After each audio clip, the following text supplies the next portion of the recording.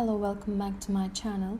Today we will read a chapter from the Lawyer's English Language course book written by Catherine Mason and Rosemary Atkins, The Duty of Care. The duty of care is the duty to make sure that my conduct does not harm anyone. However, the law is a little more complicated than this.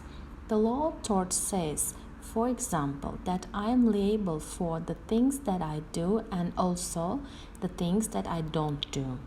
In other words, I can be liable for harming another person because of my actions, and I can also be liable because I failed to do something that a reasonable person will do under the circumstances. A lawyer will say that I am liable for my acts and also for my omissions. Omissions are the things that I do not do.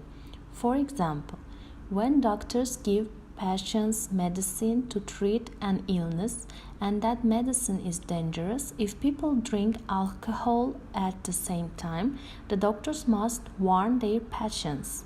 If the doctors do not warn the patients, then the doctors omit to tell the patients something important, and that omission can cause harm to the patients. Both statute and the common law contain rules about the situations in which people are liable for their acts and their omissions. Do I have a duty of care to everyone under all circumstances? The answer to this is no.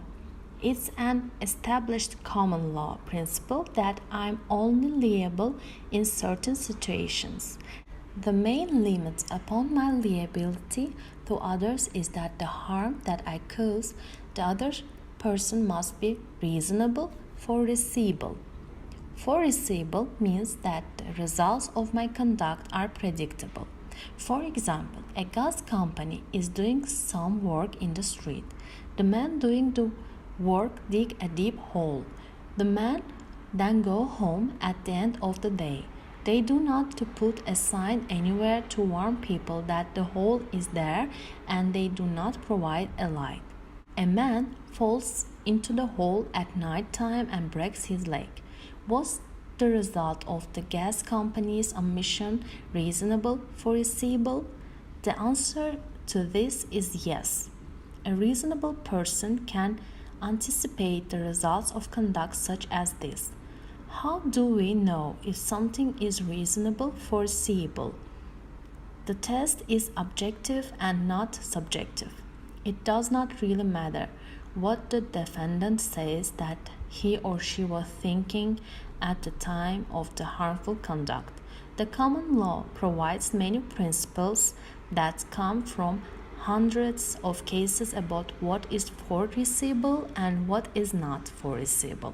All these factors must be considered when we ask the question, is the defendant in breach of the duty of care? Please subscribe to the channel, and thank you for being with me.